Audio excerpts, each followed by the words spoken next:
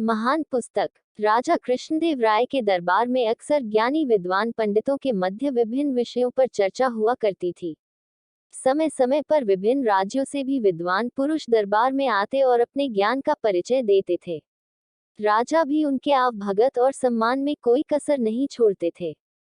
एक बार एक व्यक्ति राजा कृष्णदेव राय के दरबार में उपस्थित हुआ। वह स्वयं को महान ज्ञाता और विद्वान दर्शा रहा था। उसका अहंकार उसकी बातों से झलक रहा था। उसने स्वयं के बारे में खूब बड़ा चढ़ाकर बातें की। उसके बाद दरबार में बैठे ज्ञानियों को वाद विवाद के लिए चुनौती दे दी।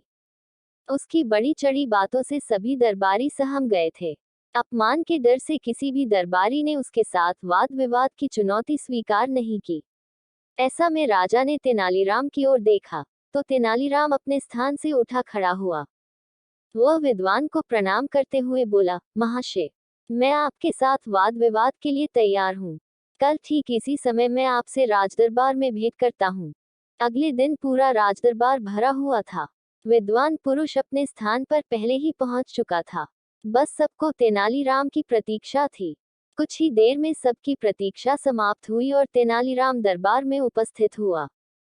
तेनालीराम राजा को प्रणाम कर वाद विवाद हेतु नियत स्थान पर विद्वान के समक्ष बैठ गया। अपने साथ मलमल के कपड़े से बंधा हुआ एक बहुत बड़ा गट्ठर लेकर आया था, जो देखने में भारी ग्रंथों और पुस्तकों का गट्ठर लग रहा था। विद्वान पुरुष ने जब इतना बड़ा गट्ठर देखा तो सहम गया। इधर राजा कृष्णदेव राय तेनालीराम के हाव भाव देखकर आश्वस्त थे कि अवश्य ही तेनालीराम किसी योजना के साथ उपस्थित हुआ है। उन्होंने वाद विवाद प्रारंभ करने का आदेश दिया। आदेश पाते ही तेनालीरामा विद्वान से बोला, महाशय, आपके ज्ञान और विद्वता के बारे में मैंने बहुत कुछ सुना है, इसलिए मैं ये महान पुस्तक लेकर आया हूँ। आइए इस पुस्तक में लिखित विषयों पर वाद विवाद करें। पुस्तक देख पहले से ही सहमे विद्वान पुरुष ने पूछा, क्या मैं इस महान पुस्तक का नाम जान सकता हूँ? अवश्य, इस पुस्तक का नाम है तिलकशता महिषाबंधन, तेनालीराम बोला। पुस्तक का नाम सुनकर विद्वान पुरुष घबरा गया। उसने पहले कभी उस पुस्तक का नाम नहीं सुना था। वह सोचने लगा कि इस पुस्तक का तो मैंने नाम तक नहीं सुना है। इस पर लिखित विषयों पर मैं कैसे चर्चा कर पाऊंगा? वह तेनालीराम से बोला, यह तो बहुत उच्च कोटि की पुस्तक प्रतीत होती है। इस पर चर्चा करने मुझे बहुत प्रसन्नता होगी, किंतु आज मेरा स्वास्थ्य ठीक नहीं है। ऐसे गहन विषय पर चर्चा हेतु मन मस्तिष्क के साथ साथ सेहत भी दुरुस्त होनी आवश्यक है। मैं आज आराम करता हूँ। कल इस पुस्तक पर स्वस्थ मन मस्तिष्क से चर्चा करेंगे।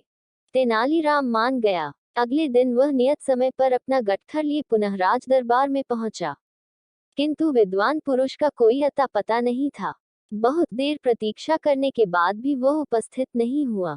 वाद विवाद में हार जाने के डर से वह नगर से भाग चुका था। राजा सहित सभी दरबारी चकित थे कि ऐसी कौन सी पुस्तक तेनालीराम ले आया, जिसके डर से स्वयं को महान ज्ञाता बताने वाला भाग गया। राजा ने पूछा, तेनाली, बताओ तो सही, ये कौन सी महान पुस्तक है?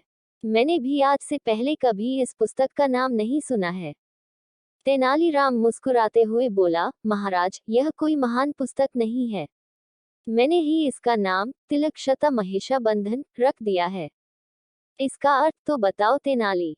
राजा बोले, महाराज, तिलकशता का अर्थ है शीशम की सूखी लकड़ियां। महिषाबंधन का अर्थ है भैंसों को बांधने की रस्सी। इस गट्ठर में वास्तव में शीशम को सूखी लकड़ियां हैं, जो भैंसों को बांधने वाली रस्सी से बंधी हुई है। मैंने इसे मलमल के कपड़े में कुछ इस तरह लपेट कर ले आया था कि देखने में यह पुस्तक जैसी लगे। तेनालीराम मुस्कुराते हुए बोला। तेनालीराम की बात सुनकर राजा सहित सारे दरबारी हंस पड़े। इस प्रकार तेनालीराम ने अपनी बुद्धिमत्ता से एक अहंकारी विद्वान के समक्ष अपने नगर का सम्मान बचा लिए। राजा ने प्रसन्न होकर तेनालीराम को ढेरों उपहार दिए। अगर यह कहानी आपको पसंद आई हो तो प्लीज मेरे चैनल को लाइक, सब्सक्राइब और शेयर करें। धन्यवाद।